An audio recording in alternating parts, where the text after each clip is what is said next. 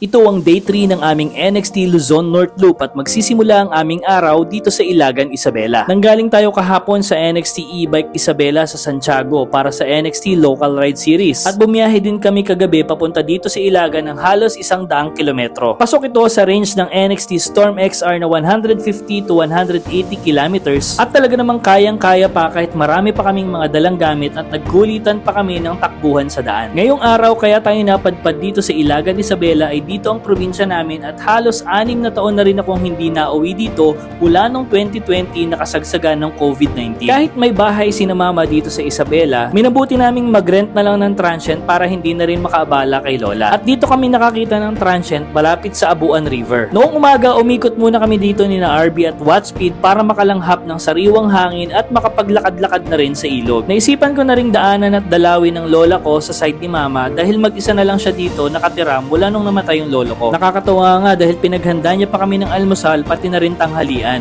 Bago kami magpatuloy ng biyahe sa ating Luzon North Loop, nakita ko ang isa sa mga pinsan ko na si Kuya Ronald o mas kilala sa Ronald Vlogs. Kapatid siya nila Kabagis, Katuro at Kables, mga sikat na vlogger dito sa Isabela. Nakasama ko nga pala kahapon si Kabagis dahil nagpunta siya sa NXT Isabela. Nagkamustahan kami ni Kuya Ronald at sinubukan niya na din itong NXT Storm XR na dala natin. Ngayon ay babiyahe na tayo papuntang Tuguegarao na may layong 85 kilometers lang kaya kayang-kaya ang range kahit pa hindi kami mag-chill ride sa kalsada. May konting mga ahon lang palabas ng Abuan pagkatapos puro patag na ang kalsada na madadaanan. Maganda ang panahon ng biyahe namin ngayon dahil kahit tirik ang araw hindi gaanong mainit at malamig naman ang hangin. Saktong-sakto lang din ang biyaheng ito para ma-enjoy namin ang ganda ng tanawin sa paligid. At kapag may nadadaanan nga kaming magandang spot at tanawin talagang hinihintuan namin para i-appreciate ang kalikasan at syempre para makapagpa-picture na rin at makapag-video para makapag-keep ng memory sa biyahe nating ito. May branch nga pala ang NXT E-Bike dito sa Tuguegarao kaya pwede kayong maki-charge kung mapapadpad kayo dito at kung maglo-long ride din kayo. Pero dahil hapon na kami nakarating dito sa Tuguegarao, dito kami sa Robinsons Tuguegarao nag-charge sa AC Mobility. Nakita pala namin itong charging station na ito sa Evro app. Sakto habang kumakain at nagpapahinga kami sa loob ng mall ay nagcha-charge naman yung mga electric motorcycle na gamit namin. Dito na nga pala kami magpapalipas ng gabi sa Tuguegarao dahil bukas dadaan kami sa NXT E-Bike Tuguegarao dahil nabalitaan naming merong mga interesadong gustong makita ng personal at masubukan ang NXT Storm XR na dala natin. Hanggang dito na lang muna mga ka-electric. Kita-kits sa day 4 ng ating NXT Luzon North Loop. This is EV Yahemoto, ang inyong lakwatsero at galang e-bike rider. Ride safe, keep safe mga ka-EViyahe.